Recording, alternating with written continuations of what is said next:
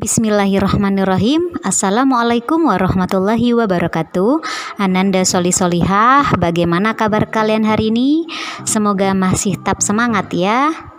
Hari ini kita akan belajar tema 9, subtema 2 tentang pemanfaatan kekayaan alam di Indonesia. Indonesia memiliki kekayaan alam yang cukup melimpah. Salah satunya sumber energi. Minyak bumi, gas alam, arus sungai, dan sinar matahari merupakan sumber energi yang dimanfaatkan oleh masyarakat untuk melakukan berbagai aktivitas. Nah, untuk melakukan aktivitas tersebut pastinya dibutuhkan energi. Energi dapat berubah bentuk. Perubahan bentuk energi inilah yang dimanfaatkan oleh manusia. Berikut adalah contoh perubahan energi dan pemanfaatannya yang ada di sekitar kita. Yang pertama, energi kimia dari baterai diubah menjadi energi listrik. Kemudian, energi gerak yang berasal dari roda sepeda yang dikayuh. Energi tersebut akan menggerakkan dinamo dan mengubahnya menjadi energi listrik. Energi listrik ini kemudian digunakan untuk menyalakan lampu. Selanjutnya, energi sinar matahari yang dimanfaatkan oleh panel surya dan diubah menjadi energi listrik. Energi listrik tersebut digunakan untuk menyalakan peralatan listrik di rumah. Energi dapat mengalami perubahan dari suatu energi menjadi energi lainnya. Selain itu, energi juga memiliki jenis yang beragam. Jenis-jenis energi dijelaskan sebagai berikut. Yang pertama, ada energi panas. Energi panas disebut juga energi kalor. Energi tersebut dimanfaatkan untuk mengeringkan atau memanaskan benda lain. Misalnya, energi panas dari matahari untuk menjemur ikan asin. Kemudian yang kedua, ada energi bunyi. Energi yang dihasilkan oleh benda-benda yang dapat menimbulkan bunyi apabila dipukul. Misalnya, gendang dan gong yang dipukul akan menghasilkan bunyi. Yang ketiga, ada energi listrik. Energi yang memiliki arus listrik sehingga dapat menghidupkan peralatan elektronik. Misalnya, energi listrik dapat menghidupkan televisi dan kipas angin. Indonesia memiliki sumber daya alam yang melimpah. Sumber daya alam tersebut dapat menghasilkan kekayaan alam berupa hasil pertanian, hasil perkebunan, hasil perikanan, dan hasil tambang. Sumber daya alam tersebut kemudian dimanfaatkan oleh masyarakat Indonesia dalam kehidupan sehari-hari. Misalnya, hasil pertanian berupa padi, jagung, dan kacang-kacangan dimanfaatkan sebagai bahan makanan. Hasil perkebunan berupa kopi dimanfaatkan sebagai bahan minuman. Tebu sebagai bahan pembuatan gula pasir. Serta hasil peternakan berupa daging, telur, dan susu dimanfaatkan sebagai sumber protein hewani. Pemanfaatan sumber daya alam yang berlebihan secara terus-menerus dapat menimbulkan permasalahan. Misalnya, ketersediaan sumber daya alam yang habis atau tercemarnya sumber daya alam tersebut. Oleh karena itu, baik antara masyarakat dengan masyarakat dan masyarakat dengan pemerintah perlu bekerja sama dalam melaksanakan kewajiban. Hal itu bertujuan agar sumber daya alam tersebut tetap lestari.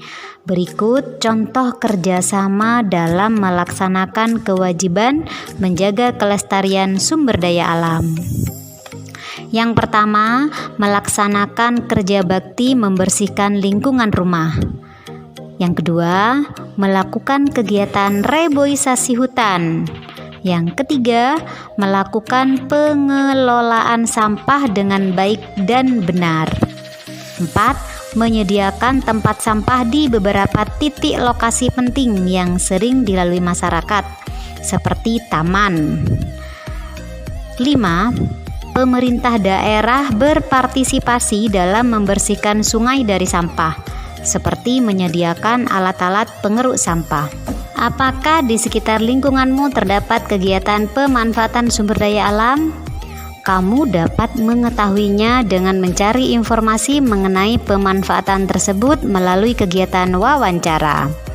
Saat melakukan wawancara, kamu dapat bertanya tentang sumber daya alam yang dimanfaatkan serta cara pemanfaatannya. Ketika melakukan wawancara, ajukan pertanyaan dengan bahasa santun. Catatlah hasil wawancara, kemudian tuliskan dalam sebuah laporan. Berikut adalah langkah-langkah membuat laporan wawancara. Yang pertama, menuliskan topik wawancara, narasumber, pewawancara, serta waktu dan tempat wawancara. 2. Menuliskan daftar pertanyaan yang diajukan beserta jawabannya. Saat menuliskan jawaban, kita dilarang untuk mengubah isi jawaban dari narasumber. 3. Menuliskan kesimpulan dari hasil wawancara. Kesimpulan mencakup hal penting dari pembicaraan, kritik, dan saran terkait topik wawancara. Sebagai warga negara Indonesia, kita wajib mencintai tanah air kita. Banyak cara untuk menunjukkan rasa cinta tanah air. Misalnya diungkapkan melalui syair lagu tentang cinta tanah air. Sebelum bernyanyi, ada baiknya mengingat kembali cara menyanyikan lagu dengan benar. Setiap lagu memiliki tempo dan birama. Perhatikan penjelasan berikut ini. Tempo merupakan ukuran kecepatan dalam lagu. Lagu-lagu wajib nasional memiliki tempo yang beragam, seperti lagu perjuangan yang memiliki tempo sedang dan cepat. Oleh karena itu, ekspresi wajah ketika menyanyikan lagu tersebut harus tegas dan semangat. Kemudian birama merupakan tanda pada awal para nada. Biasanya terdiri dari 2 angka, 1 angka di atas garis ketiga dan angka yang lain di bawah garis ketiga pada para nada.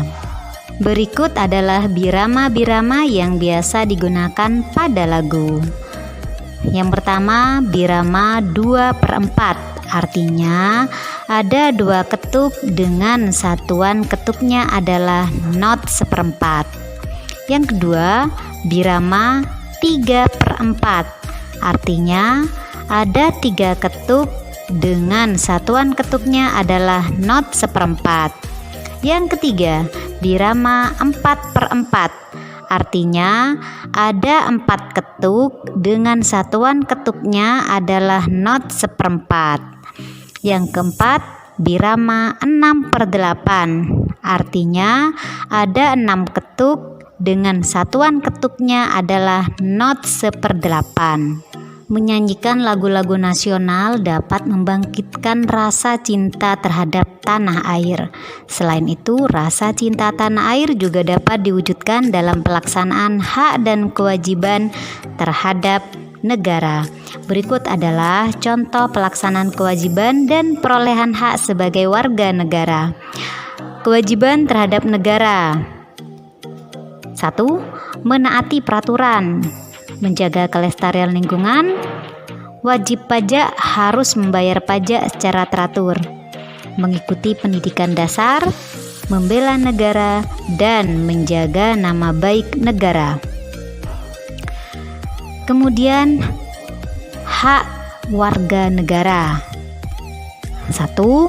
Menikmati persamaan kedudukan dan kepastian di depan hukum dan pemerintahan. 2. Menikmati hidup layak dengan terpenuhinya semua kebutuhan hidup dengan baik. 3. Mengeluarkan pendapat saat musyawarah. 4. Mendapat kebebasan dalam memeluk agama dan melaksanakan ibadah. 5. Mendapatkan pendidikan yang layak. 6. Memanfaatkan sumber daya alam. Cukup sampai di sini pembelajaran kita hari ini.